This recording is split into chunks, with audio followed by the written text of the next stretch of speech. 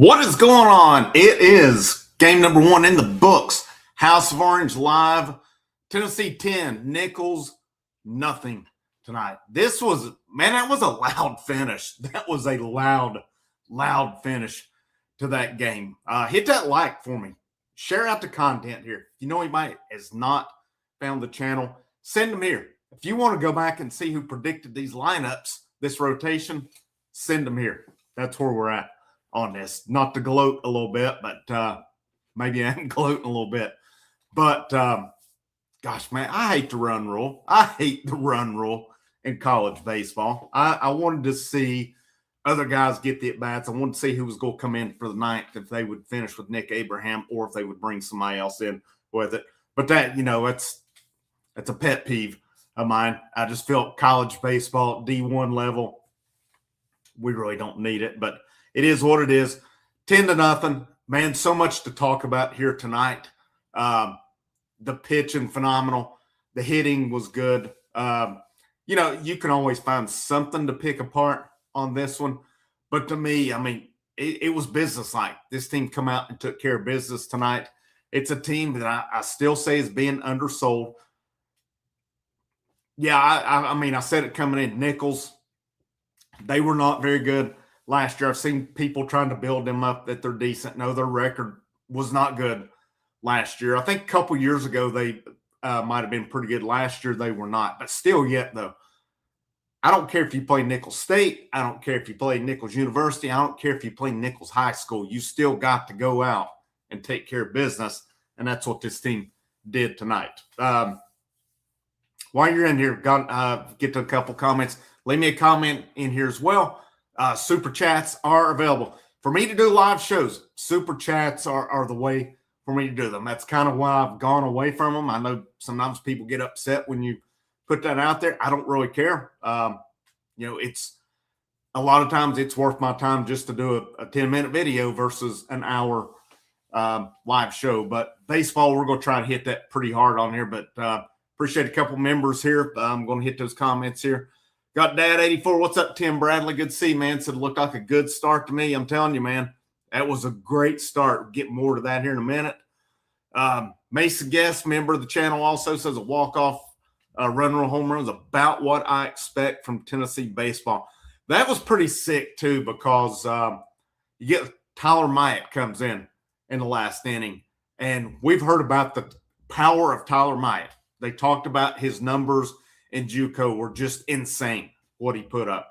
Signed out of Walter State, started in the Appy League here this summer, was tearing up the Appy League, went up to the Cape Cod, a wooden bat league, by the way, and one of the first nights hits like a 460-foot home run. This dude's got power, and it was on display really quick in the 8th inning. There is dude put one, what do you say, about letter high, and it went a long way, and then Stone Lawless follows. I thought Stones was more of a no-doubter than it was. It looked like it barely got out, but I thought when he hit it, it's like, that's the ball game here. Agree with Brad Lidford. Don't like the run. Don't like the run rule. Like to see players get the opportunity. I would have liked to have seen if they would have pinch hit anybody, because you had Manny Marin, you had Abernathy, Antigua, Newstrom coming up. I would have been curious. I would have liked to see one of those freshmen like Eisfelder or Tracy, or even Hankins getting it back. Hunter High, I would like to see Hunter High getting it back, but you know, that's the way it is. And the game was, you know, this wasn't one of those where Tennessee's up 23-1 or something like that. It's 8-0 going in.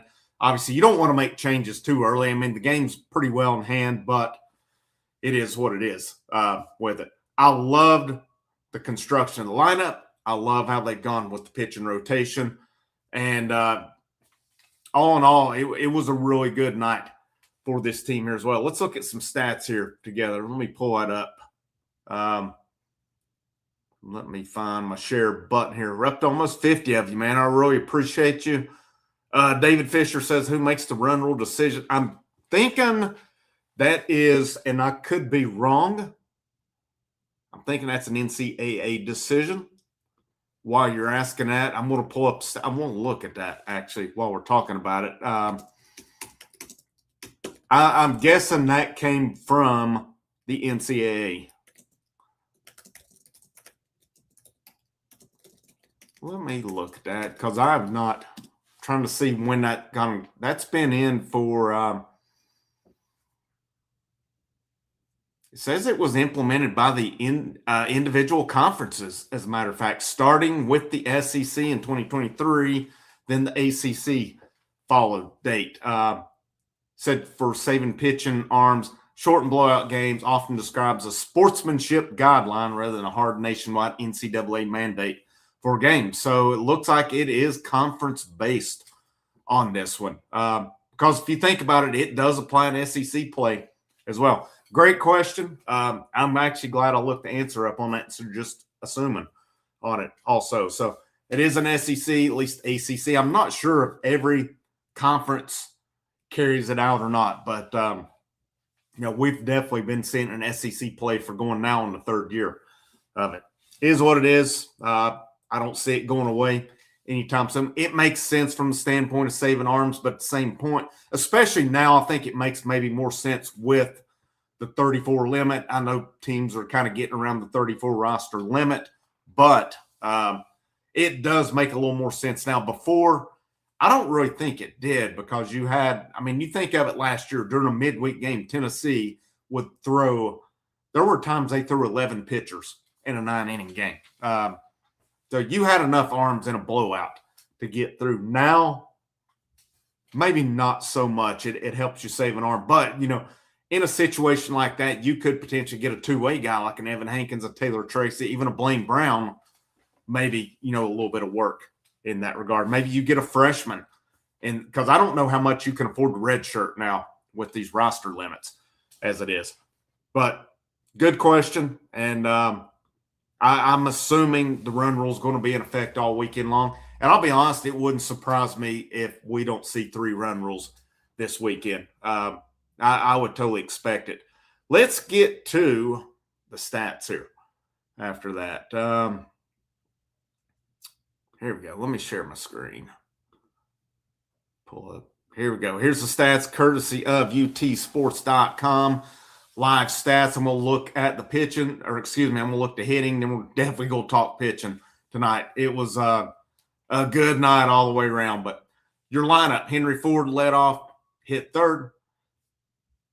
Old Frank almost had this thing pegged to the T today. The only difference I had Newstrom 8th. I had Antigua 9th. I had the positions dead on this. So Henry Ford led off 2 for 4, 2 RBIs, a big home run, almost to dead center. He had a walk along the way. Blaine Brown DH hit second, 2 for 5 on the day. Levi Clark hit third, 0 for 4. He had a walk. He did have a couple hard hit balls late, though. He started off a little slow, had a strikeout, had a pop out, but then he smoked 2 balls later on that they made plays on. Reese Chapman, really good day for him as he come through in the first inning with the RBI. He come through in the third inning with an RBI too. Both of them 2-out RBIs. Good day for him. And then, ironically enough and weirdly enough, he reached base twice via catcher interference. It's odd to see it once. It's odd to see it. It's even more odd to see it twice. And it's even more odd to see it twice against the same dude. Pretty crazy there. Of course, Tyler Myatt, we saw that one at the end. He pinch hit for Reese Chapman. Hit one a mile. As soon as that one left the bat, it's like, yeah, they were talking about the power he had. And we were able to see why it is what it is, too. Stone Lawless hit 5th on the day, 2 for 5, 2 RBIs. He had a double. He capped it off with a home run. Manny Marin did play shortstop today. I've talked about with Manny Marin and Antigua. I've said I would play Antigua at short. But I'll tell you, the more I think about it, and you think of how much shifting Tennessee does at second base, and you think of last year, Dean Curley struggled in that position. I thought at times Christian Moore 2 years ago struggled at second base based on how deep they would play them, based on where they played them on the shifts as well. Who covers the most ground on this team as far as infielders go? It's Ariel Antigua. The way Tennessee plays their infield, once I saw it in the scrimmages, they were playing it this way, it made sense to me. I said, because based on these shifts, based on where they play in position-wise, because it's still Ross Kivett, the infield coach. It's still Josh Elander. I don't think a lot is going to change in terms of their positioning. It makes perfect sense to have Ariel Antigua in the ground he can cover, and he made some plays there tonight as well. The infield was excellent tonight. I thought the infield played really good ball tonight. But Marin 1 for 3. He had a double. He had a walk on the night. Jay Abernathy, center field. I think we're going to see the benefits of Jay Abernathy in center field at some point in the season, because you look at his speed, you look at what he does.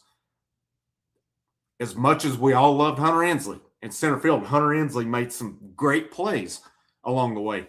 Hunter Ensley and Jay Abernathy, speed-wise, it's not even close on that. I think Jay Abernathy is going to save some runs. Not that Hunter Ensley didn't. I'm not saying he didn't by any means on that. But I think Jay Abernathy, with his speed, his ability to do things, we've probably not had a dude that fast since Seth Stevenson in 2022. He's going to make some big-time plays at some point. It's going to be like, yeah, that's why his speed is out in center field. I have no doubt about that one. But Abernathy was 0 for 3. He walked. They reviewed it and determined he didn't walk. I kind of was in and out on that at bat, so I didn't see all the pitches on it. But then he ended up walking again anyway. Ariel Antigua batted 8th at second base. He was 1 for 3, had 2 RBIs. He hit some good balls, and he finished with a double that drove in a run. He scored.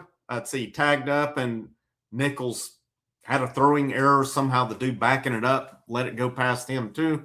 But Antigua also earlier drove in a run with dude on third, and he just hit a chopper in the infield. He did his job, and he got the run in. He was also hit by a pitch in his very first at bat. And then Chris Newstrom's 0 for 3. He did have a run score. He did have a walk on the game as well. 11 hits, 10 runs, 9 RBIs, 5 doubles, 3 bombs. Again, Henry Ford, Tyler Might, Stone Lawless, 5 walks, 5 strikeouts. I like that 1-to-1 ratio. Obviously, I would like to see more walks to strikeouts, 1 hit by pitch, 10 left on base. Now, again, that left on base number, I think it's an interesting stat. You guys hear me talk about the left on base stat a lot. And I don't know. I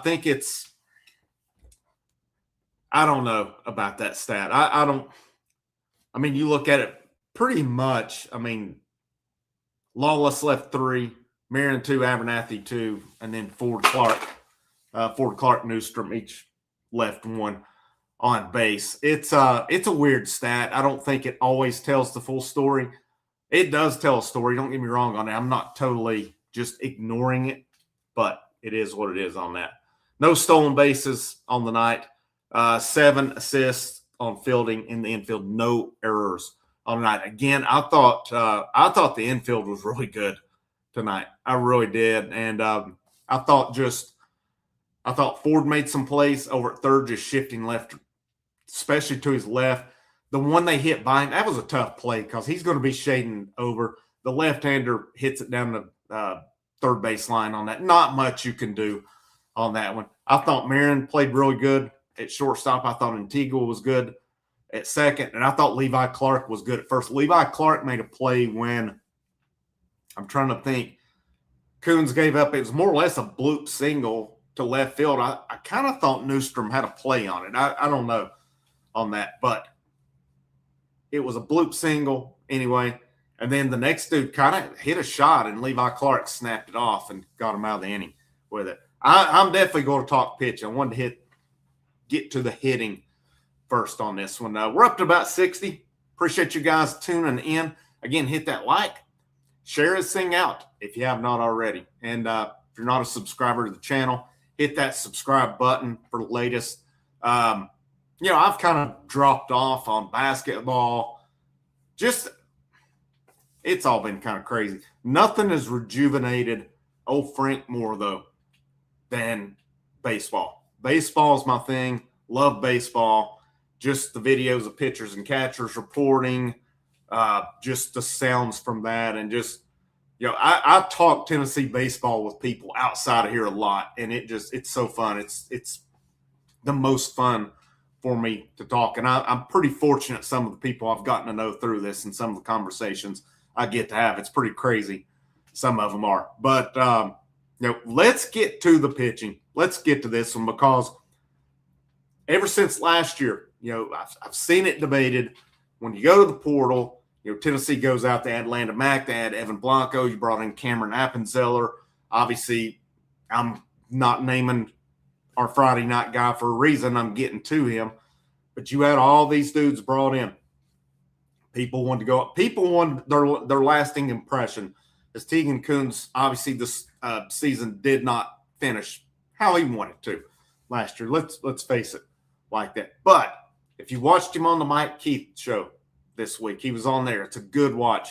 If you do, it was a good interview, a lot of insight, and he's a funny dude, too. It was a very entertaining interview, but it was very insightful based on how he went to work. And I can tell you this, as soon as the season was over, as soon as Arkansas ended that season on it, this dude didn't pout. He didn't complain. He had his exit interview. He went almost as soon as possible straight to the Cape Cod League. He went up there and dominated 20 innings, 20 strikeouts, 13 and a third innings pitched. I think he gave up one run. If even that, I'm trying to think. I could be wrong. It may be. I know he gave up one walk on it. But the Cape Cod, you heard Cody Hahn talk about it during the telecast. It is the elite of the elite in college baseball playing up there in the summer. Now, some of them play Team USA ball as well. A little different between the two. Still yet, he faced some excellent competition up there. Went up and dominated. Went back to Knoxville. He talked about on the Mike Keith show how one of the biggest things they talked about was putting weight on. He's been eating. He eats a lot. But the dude just gets it. And I talked about when they named the rotation. And if you go back and look at some of my videos previewing the season, and I talked about it, why he was the Friday night guy when everybody wanted to pick everybody else, because they wanted to ignore the Cape. They wanted to look at how the season, they wanted to look at Hoover last year. The dude was top 50 coming out of high school. The dude had success last year. I've said it. I stick by it. I go by it. He was so mismanaged last year that it was ridiculous on it. But he went to work. He got it done. He was good in the fall. He was good in the winter leading up to it. He earned the Friday night spot. And, man, he looked like the Friday night ace tonight. That was about as good as you could ask for to start the season. I was really kind of surprised they sent him into the seventh. But I know he threw in the scrimmage last Friday when he and Landon Mack went head-to-head against one another. Both of them went. I think Tegan went 74 pitches. Mack went right at 70, 71 maybe. So they're building him up, and I like it. Let him go 80 pitches. He was excellent tonight. So good tonight. Final numbers for Tegan Kuhn's, deservedly 1-0, 6 2/3, 2 hits, 8 strikeouts, 1 walk, 1 wild pitch. He faced 23 batters. He got 5 flyouts. He got 7 groundouts, 54 strikes, 32 balls. Take that all day long. And there were some, I mean, our angle is not straight on. That's what I like when they're going down to playing Texas a couple of weeks, because we see those straight on and can see them. Some of those pitches look pretty good tonight that he wasn't getting calls, but I mean, I'm not complaining. It could be the angle that he was excellent tonight. He was so good, and the fact he finished off the way that he did too, man, just a great start for him. And Kent State next week will tell a little bit, but I'll tell you when people are going to become believers on this, because I was looking at D1 Baseball's predictions yesterday. Majority of them are picking either LSU or UCLA to win the national championship this year. There was a Mississippi State spread, and I think there was a couple of Georgia Techs. There might have been another one that somebody snuck in there. But I'll tell you when everybody's going to become a believer. They're going to talk about all these other pitchers around. But when Tennessee goes down to Texas in 2 weeks and they play D1 baseball and all these others, little darling UCLA, and Tegan Kuhn shuts them down, then they're going to become believers. Then when Tennessee smokes UCLA in 2 weeks, D1 baseball and all these others that says that, yeah, they've got Saturday starters and stuff, they're going to find out on this. I'm telling you guys, I've said it from the get-go. I said it after they finished the portal last year. This team is absolutely loaded. And I'm telling you right now, if Tony Vitello and Frank Anderson would hear, this would have been a top 5 consensus team. Josh Elander's got to prove it. Josh Elander will prove it. So if you saw the video when he was introduced, that team would run through a brick wall for him. I have no doubt about that one. All right, we've got about 65 right now, 21 minutes in. Again, share out the content. Super chats, super thanks are greatly appreciated. All right. Again, I cannot stress that one enough. They are greatly appreciated. They do go to help the channel. They do help to sustain this channel because it does. There are resources that go into it. It is time that goes into it. So it's, any of those are greatly appreciated along the way. Let me see what else we got here going. Let's see. Babel 8219, member of the channel. Nice start to the season. Go Big Orange. Absolutely. Dave, what's up, brother? Good to see you in here. Frank, good start. Solid effort. Yep. Man, we got a good one tonight. It was just business-like. They took care of business. They did everything they were supposed to. I like some of the opposite field hitting. Obviously, I like the home runs, but there's going to be games where home runs aren't, you're not going to hit the home runs. You're just not. There's some of these Friday night games we get into, especially if Coons keeps throwing like he did tonight, there's going to be some low-scoring Friday night games coming in at some point. That's where some of your situational hitting, we need some of these dudes hitting the opposite field. Like an Ariel Antigua tonight, you get a runner on third with one out. You get them in. It doesn't matter how. You get them in. He hit a chopper. It got the job done. I'll take it all day long. All right, I'll take that all day long over a strikeout or a pop out or, you hit a bullet grounder to the left side and they're playing in. Your dude's either getting gunned at the plate or he's not moving. That's just getting the ball, getting the runner in. That's big-time baseball right there, in my opinion, with it. Nick Abraham comes in relief too. I talked about Coons plenty. Loved what he did tonight. And from what I was told, he said on the Mike Keith show that he expects to hit 101 this season. I've been told also the expectation is 101 on it. From what I was told tonight, he got up to 98. The fact that he's getting up to 98 in February, not ideal temperatures. From what I've told, he's not a big fan of pitching in the cold either.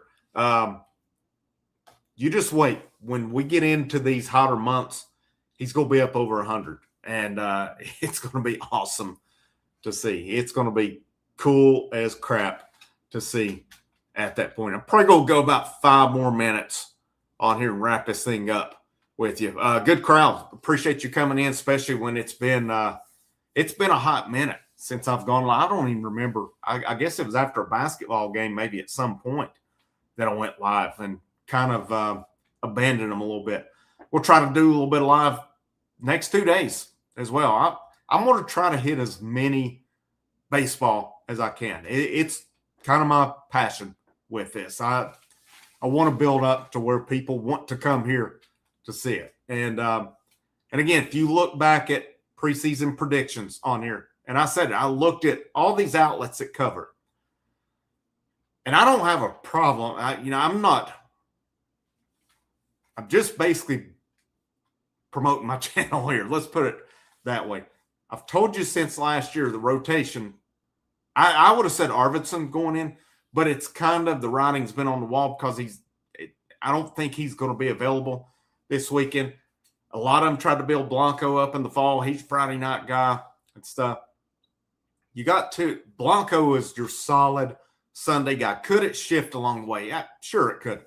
Sure it could for numerous reasons. But the same as the lineup. The lineup may change at some point. I saw something today where it said Josh Elander actually showed the team, 3 different lineups, and it didn't say from what year, but it showed an opening day lineup, a middle of the year lineup, and an ending of the year lineup, and each of them had changed. My guess it's probably from 2023 because that one changed quite often. I'm thinking 2023 started with who was I'm trying to think.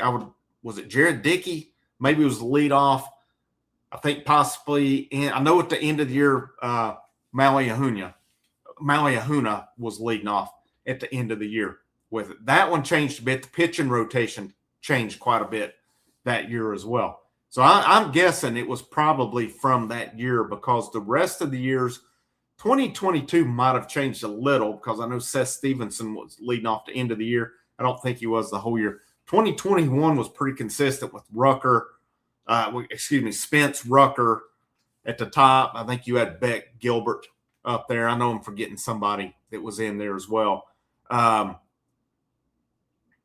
24, once Christian Moore went to lead off, it pretty much didn't change after. I know Hunter Inslee started off leading off, but it was a couple weeks in, and Christian Moore, once he went to lead off, it didn't change. It was over with at that point. Last year was not a ton of change. I mean, they changed a little bit along the way, but that one stayed pretty consistent for the most part. So my guess is I bet you he showed them 2023 based on how much that one changed. And you look back on that year, and the fact that I look back on that was a kind of a flawed team that year, and that pitching staff that I thought was loaded with guys. Man, they had a rough year. You look at their ERAs, and they had some pretty rough ERAs on that year. But the fact they got to Omaha that year was pretty impressive with it. And you look back to stats on 2022, and it's mind-blowing how they didn't get there. But this lineup, I love how it's constructed. I'm a full-fledged believer. Any of you listen to me in hitting your best dudes. I don't subscribe to the old theory of Vince Coleman or, Otis Nixon type guys. Nothing against it. It's everybody's cup of tea. Yes, speed creates, but I want my main dudes getting the most at-bats. And the fact it's pretty, based on everything we've seen, Henry Ford, Blaine Brown, top two hitters. That's my 1-2 in the lineup. I think when Blake Grimmer comes back, he's top 4 in that lineup. I really think it goes Ford, Brown, Clark, Grimmer.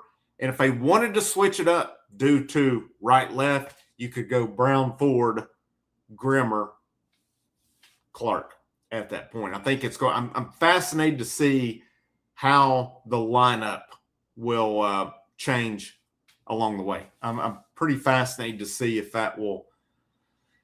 I'm pretty fascinated to see when Grimmer comes back how it will, because there's going to be some dudes that's going to force. I mentioned yesterday, hot take. I think either Eisfelder or Tracy will force their way in.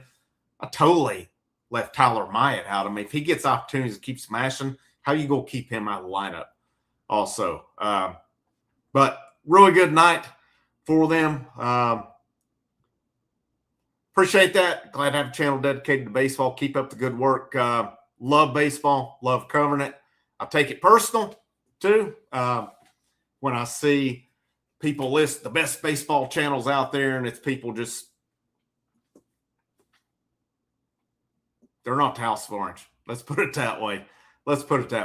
Again, you go back to the predictions, and it's the last time I'm going to boast about it. I told you who the rotation was going to be, and I was pretty much dead on this lineup. I was almost dead on this thing. The only thing was I had Newstrom and Antigua messed up on that. Y'all are tired of hearing me going about that. Good night for Tennessee baseball. Good night to the good start to the Josh Elander era. Tomorrow's game is, I'm not mistaken, 1 o'clock, I believe. Let me pull that up here.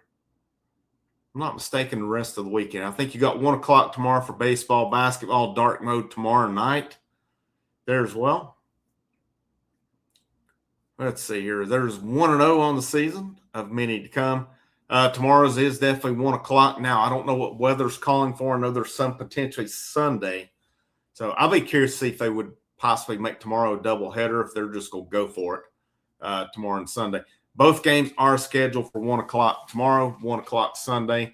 The plan is to try to be live definitely tomorrow. Sunday, we'll see, because there's a lot going on here where I live at, so I'm not sure if I will or not. If not Sunday, I'll definitely do a recap of the series. And then, of course, they play UNC Asheville, my hometown here. Now, Tuesday, 4 o'clock. I'll do something live after that, just kind of recap the game. Kent State next weekend, Bellarmine after that, and then it gets real in a couple weeks. They go down to Arlington, UCLA, Arizona State, Virginia Tech. Looks like this is what I love those little tournaments, but you got to go get a flow. My dad's got a flow race, and I'm going to say Dad, if you're listening, hopefully you got a login for me on there. So we'll see on that. But appreciate you guys tuning in on it. I'll see you tomorrow. Have a good rest of your night. This is Frank. This is the House of Orange, and I will see you when I see you.